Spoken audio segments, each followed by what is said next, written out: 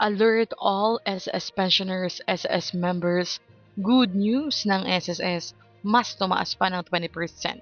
Para sa buong impormasyon, pakitapos hanggang dulo.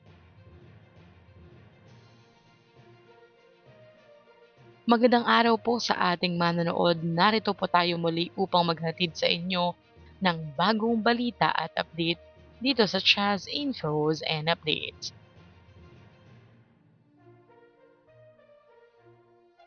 Wow! Good news po. Alam niyo po ba na tumaas ng halos 20% ang net income ng Social Security System sa unang siyam na buwan ng 2025.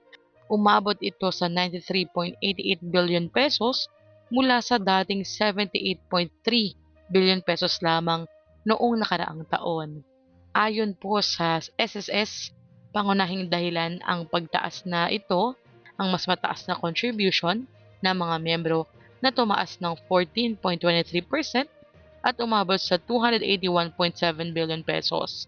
Higit doble kumpara sa paglago ng benepisyo na umakyat lamang sa 6.84% sa 223.3 billion pesos.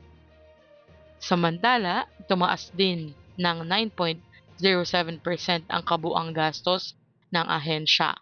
Umabot naman sa 251 billion pesos dahil sa pagtaas ng benepisyo at operasyon.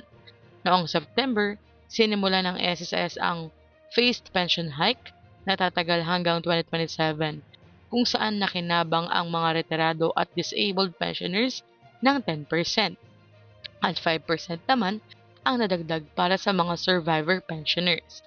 Ayon kay SSS President and CEO Robert Joseph Declaro, inaasahan na mas mabagal ang paglago sa 2026 na tinatayang nasa 8% lamang kumpara sa 38 hanggang 45% na pagtaas ngayong taon.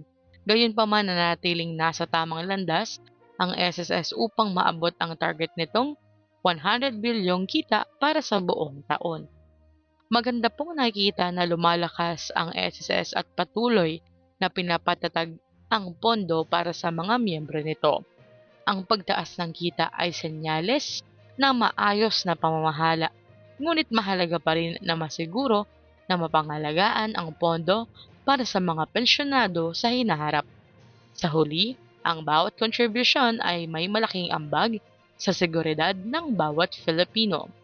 Ano po ang inyong reaksyon dito sa naging 20% increase ng net income ng SSS? I-comment nyo na po sa baba. Hanggang dito na lamang po muna. Ito ang Chaz Infos and Updates. I-share, like, and subscribe para kayo ay updated. God bless you po and have a nice day.